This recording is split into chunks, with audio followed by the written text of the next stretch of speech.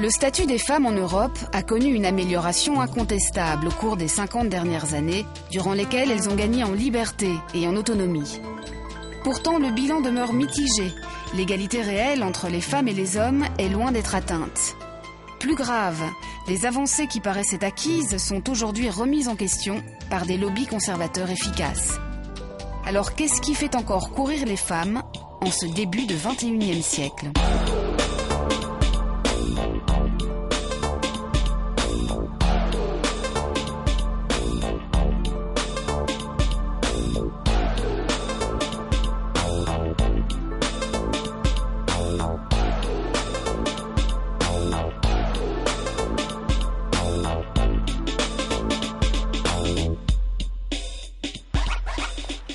En dépit d'une harmonisation européenne progressive, les conditions de vie des femmes sont encore très disparates en Europe et restent souvent tributaires de facteurs historiques et culturels.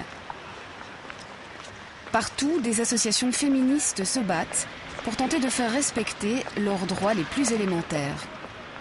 Pour moi, le féminisme, c'est une évidence. C'est si on est démocrate, si on est progressiste, si on a envie vraiment de permettre à tous les citoyens, à toutes les citoyennes de s'épanouir dans leurs différents engagements, dans leurs différents temps de vie, on doit être féministe. Le féminisme, c'est un courant qui prône l'égalité de traitement entre les femmes et les hommes.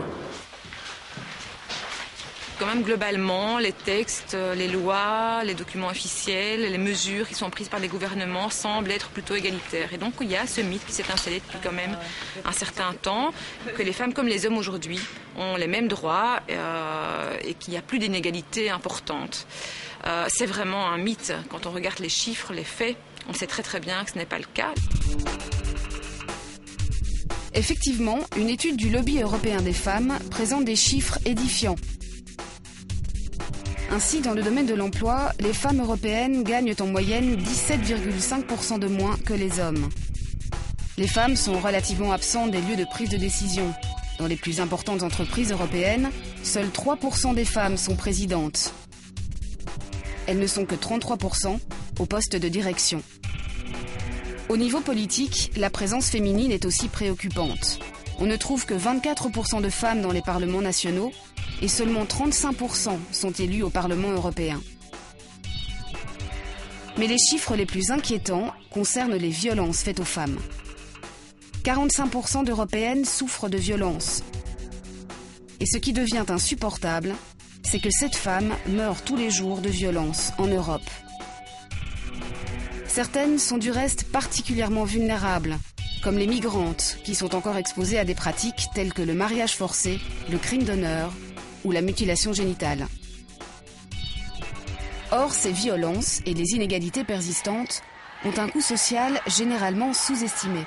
Beaucoup d'arguments sont utilisés pour aller à l'encontre des droits des femmes, intentionnellement ou pas. Toujours est-il que sur le terrain, concrètement, ce sont les femmes qui en pâtissent.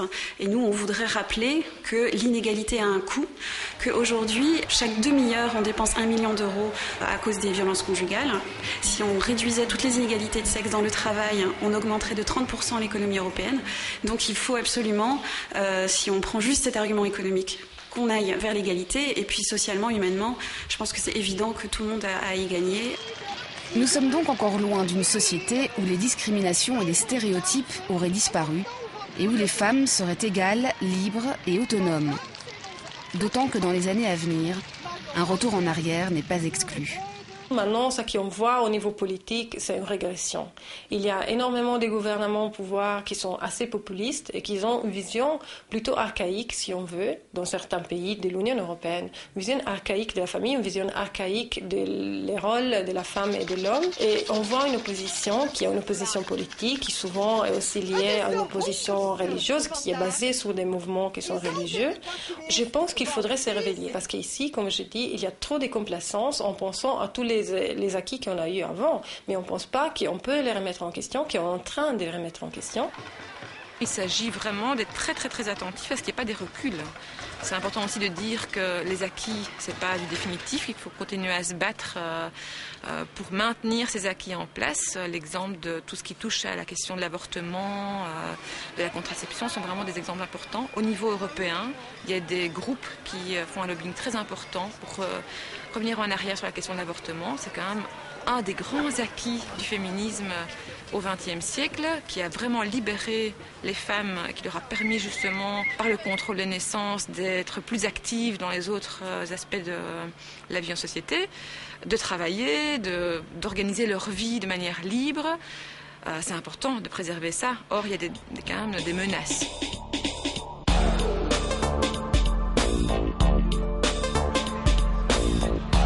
L'Union européenne est pourtant loin d'être inactive en matière d'égalité hommes-femmes. Au Parlement européen, la Commission des droits de la femme et de l'égalité des genres suit la question de près. Cette commission rassemble environ 35 eurodéputés issus de différents pays européens. Et c'est un des rares hommes membres de cette commission, le Belge Marc Tarabella, qui était chargé en 2010 de coordonner un rapport sur l'égalité entre les femmes et les hommes au sein de l'Union européenne. Ce rapport couvrait de nombreux aspects et proposait une résolution du Parlement insistant sur le fait que les femmes doivent avoir le contrôle de leurs droits sexuels et reproductifs, notamment grâce à un accès aisé à la contraception et à l'avortement. Alors qu'on aurait pu s'attendre à ce que les membres d'une commission défendant les droits des femmes votent tous pour l'adoption de ce rapport, sur 27 participants, 15 ont voté pour, 5 contre et 7 se sont abstenus. Autant dire que le sujet reste délicat. Je crois qu'il y a encore une influence très forte des courants religieux conservateurs aujourd'hui.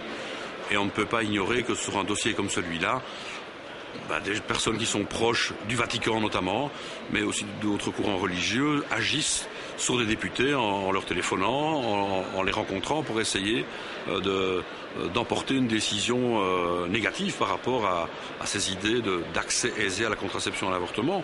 Il est évident que c'est une question qui aujourd'hui est encore source de clivage entre les conservateurs et les progressistes et que le Parti populaire européen est très réticent. Et j'avais été averti que si je voulais faire passer cette mention dans le texte, la contraception et l'avortement, eh bien le PPE ne pourrait pas, dans son ensemble, pas dans sa totalité, mais dans une très large majorité, ne pourrait pas voter pour mon rapport. Et donc ils ont voté contre.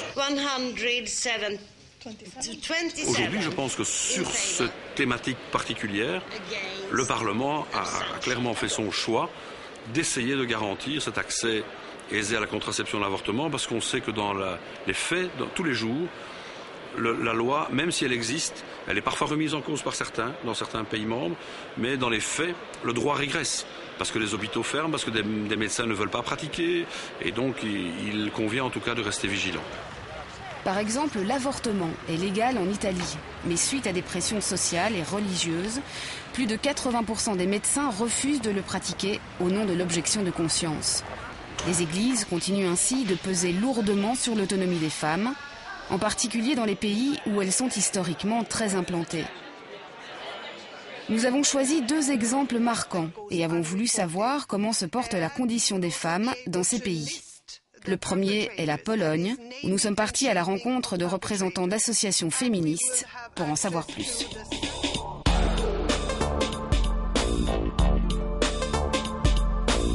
Avec la chute du régime communiste à la fin des années 80, la Pologne retrouvait la démocratie. Mais paradoxalement, le retour en force de l'Église dans la vie publique et les conditions économiques difficiles ont grandement fragilisé la condition des femmes. Chômage accru, inégalité salariale, sous-représentation dans les postes de pouvoir, interdiction de l'avortement, les discriminations sont nombreuses. Un des facteurs les plus importants en Pologne qui agit contre les droits des femmes, c'est la délaïcisation de la Pologne, donc le poids de l'Église catholique qui impose ses opinions qui, bien entendu, sont discriminatoires, comme dans le cas de toutes les grandes religions, discriminent les femmes.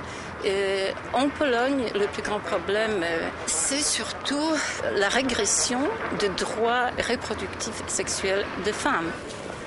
La société polonaise vit un changement considérable au cours des années 90. Une nouvelle constitution est adoptée sans faire référence à la laïcité politique.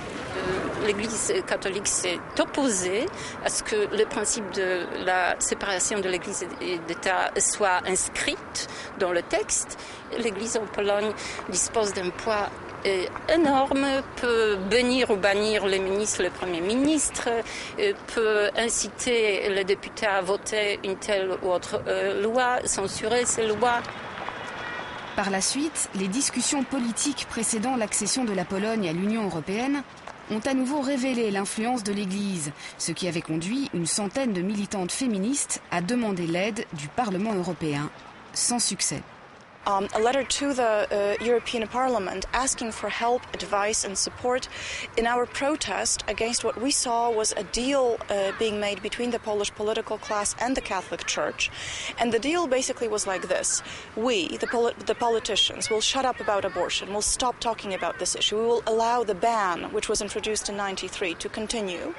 And we will certainly prevent any kind of referendum from happening. And you, the Church, will support Poland's accession into the EU.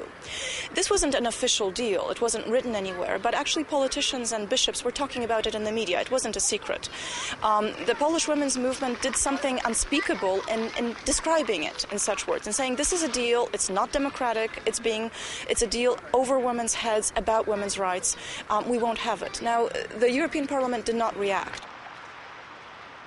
En effet, depuis la loi de 1993, l'interruption volontaire de grossesse n'est autorisée qu'en cas de viol, de malformation du fœtus ou de risque grave pour la santé ou la vie de la femme.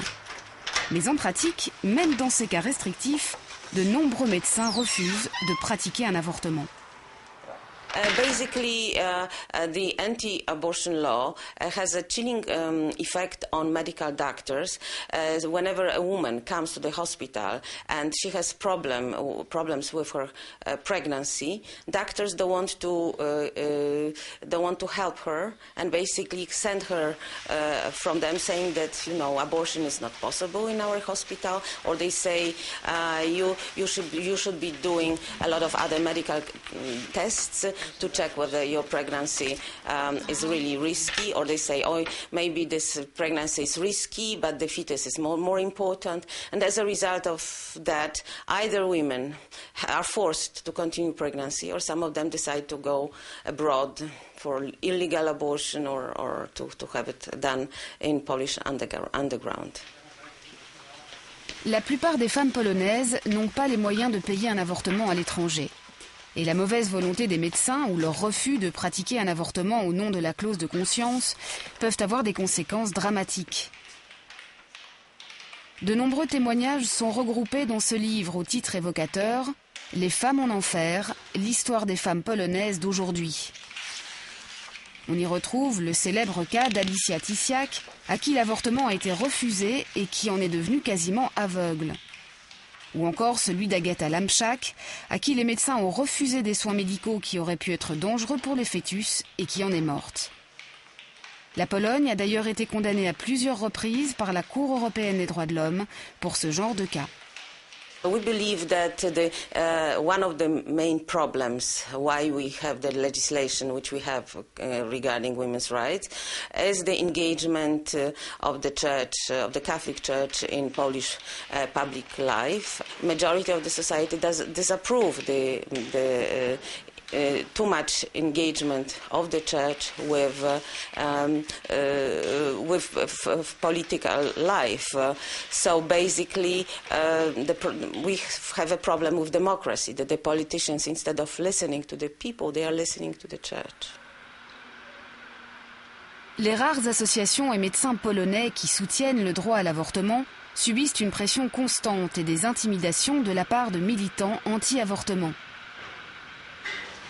C'est le cas de l'association de planning familial polonais qui a ouvert 5 cliniques privées centrées sur le domaine de la santé sexuelle et reproductive.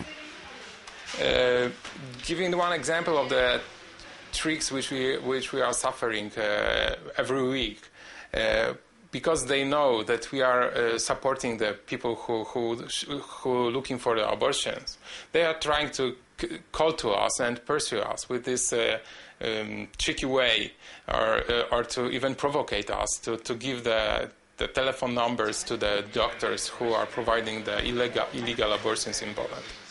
Unofficially, of course, we are providing this kind of contacts, but we cannot make it officially because we're going to be imprisoned immediately. En Pologne, une femme qui a de l'argent pourra se faire avorter illégalement ou se rendre à l'étranger. Les autres doivent se débrouiller dans la clandestinité. W dobie internetu, współczesnych mediów, bardzo wiele kobiet korzysta z aborcji farmakologicznej. Ona poprzez możliwość zakupu internetowego również jest w dużym stopniu obecna w Polsce.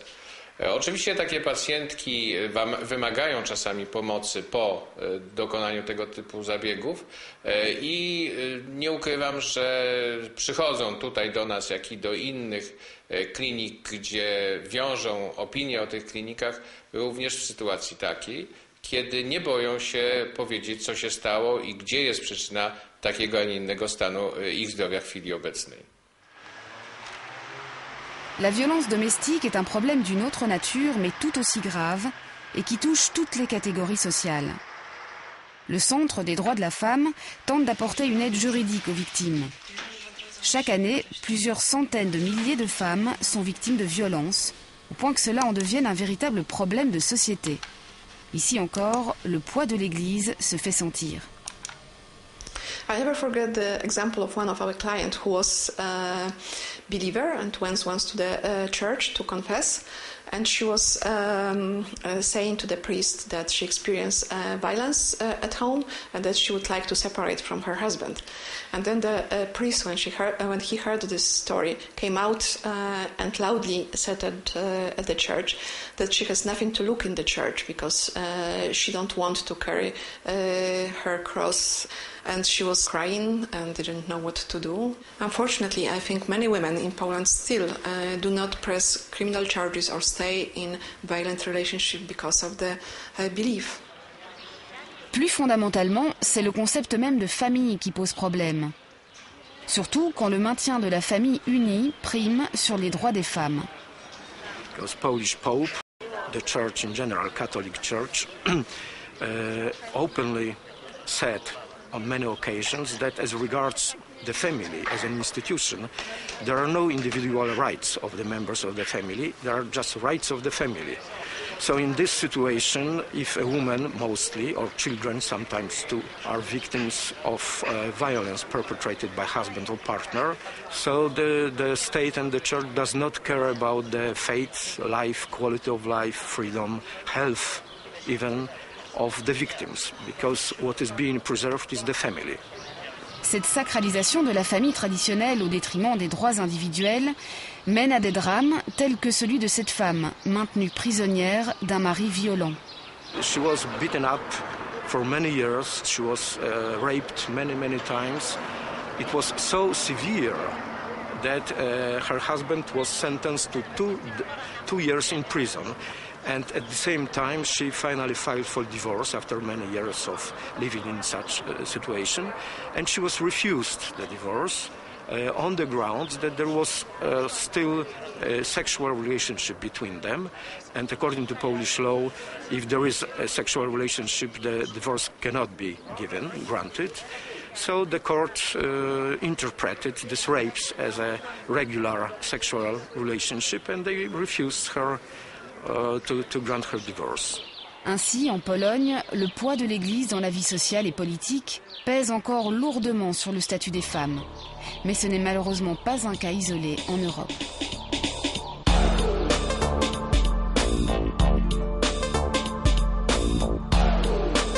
Membre de l'Union européenne depuis 2004, Malte est un autre exemple de pays dont l'histoire est fortement marquée par la religion. L'Église est encore très présente dans la vie publique et le statut des femmes y est particulièrement préoccupant. The Church is entitled to teach principles of what is right and what is wrong.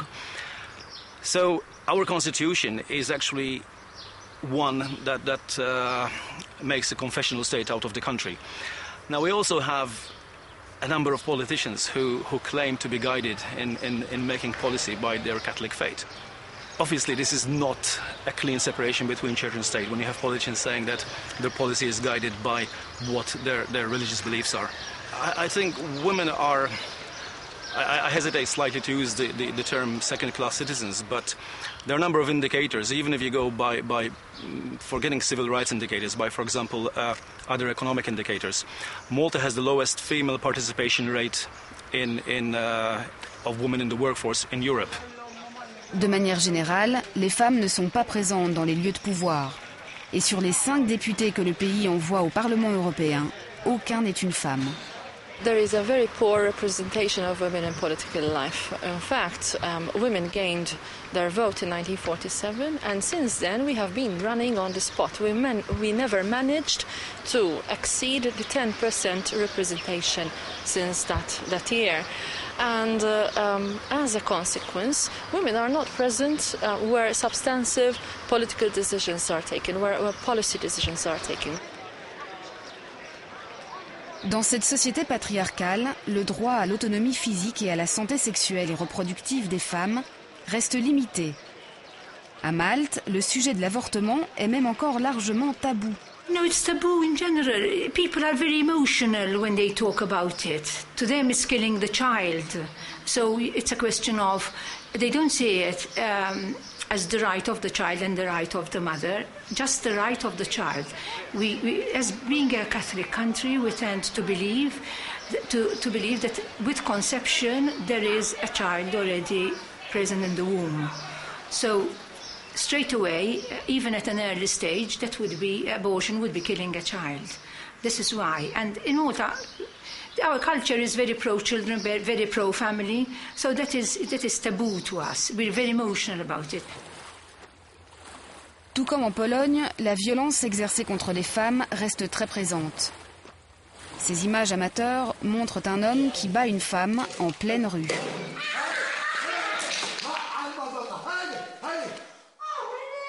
Une plainte a été déposée et l'homme n'a finalement été condamné qu'à 175 € d'amende pour avoir troublé l'ordre public. Le prix d'une contravention.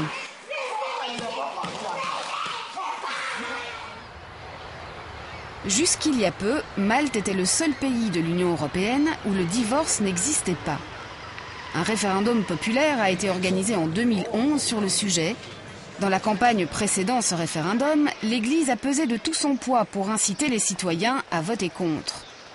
Mais à la surprise générale, 53% de la population s'est prononcée pour l'introduction du divorce. Et dans la foulée de ce séisme politique, le Parlement a voté une loi autorisant le divorce. They thought that this was not a winnable referendum.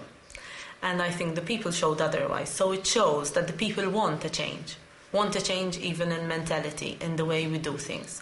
And this is very important. At the moment, the divorce issue is not just a divorce issue. It is an issue also about state and church being separate. And I think people voted even for that subconsciously when they were voting for divorce. S'il s'agit d'une victoire importante, la loi demeure restrictive. Par exemple, en l'absence de faute d'un des époux, ils devront avoir vécu séparément pendant 4 ans pour que le divorce puisse être prononcé.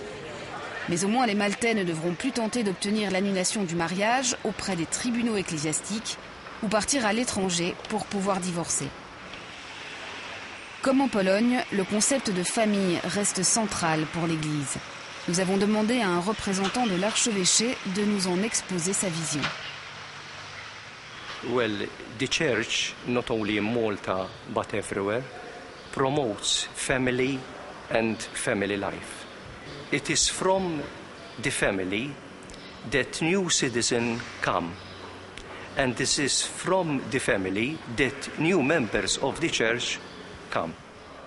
Quant à la question de l'implication de l'Église dans le référendum et plus largement dans les affaires de l'État, elle reste manifestement sensible. The church and state has been always separated in Malta. Okay? The church always says that what she is doing is expressing her opinion. And with this, she makes it clear that she doesn't want to interfere on the state, but we're living in a democratic, pluralistic society where everyone could air his view. Why shouldn't the church be able, in this atmosphere, in this environment of a pluralistic and democratic society, air its view? And we pretended we expected that our opinion should be at least respected. S'il est évident que l'Église peut donner son opinion, elle va toutefois bien au-delà quand elle fait pression sur les décideurs politiques et fait savoir à la population que voter en faveur du divorce serait un péché. If you look at, it's not only Catholicism, if you look at Judaism, if you look at Islam, if you look at Christianity, they have all prevented women from advancement in society. They oppose the admission of women into the priesthood, they oppose divorce, they oppose abortion, they oppose contraception, and at the same time they talk about how they respect women and, protect them from injustice. I think religions need to stand up for one very simple ethical fact, which is that anybody's human rights are sacred, irrespective of gender. And here in Malta, the church continues to maintain a discourse, whether it's doing it from its pulpit, it's doing it from its media. The church in Malta has a strong ownership of the media. So it is an inherent stereotype almost that is almost instinctive in this country. And we need fundamental changes in our national laws, in our social structures, to actually create any form of change. Partout en Europe, les femmes continuent ainsi à se battre pour leur autonomie et leur liberté. L'implication persistante de l'Église sur des thèmes qui touchent à l'autonomie des femmes a conduit des associations féministes à intégrer la séparation des églises et de l'État comme condition nécessaire, bien qu'insuffisante, du progrès de la cause des femmes. Moi, je pense que la laïcité politique, c'est une valeur fondamentale. C'est vraiment la précondition pour la paix, pour la justice, pour l'égalité de tout le monde. Parce que si on commence à donner un statut particulier à une confession, quoi que ce soit, en religion, évidemment, on ne peut pas garantir les droits de chacun. Donc, je pense que la laïcité, c'est vraiment une valeur porteur en Europe. Malgré les progrès et les bonnes intentions, la route vers l'égalité est encore longue, pavée de préjugés et de stéréotypes tenaces. En Europe, des femmes attendent toujours de pouvoir vivre pleinement en toute liberté. And there's been no justice delivered for women and much less freedom delivered for women. I mean, is the freedom to be able to shop and to be able to choose what television station to watch, is that freedom? Freedom should extend beyond that. It should be there for your daily life. Mon espoir peut-être, ce serait qu'il y ait davantage de solidarité entre les femmes de toutes les couches sociales. J'espère que dans 10 ans, toutes les femmes puissent choisir la famille si elles le désirent, choisir leur partenaire si leur désir, choisir leur vie. Et que peut-être faut-il, par des lois, par des règles un peu coercitives, précipiter, hâter les changements.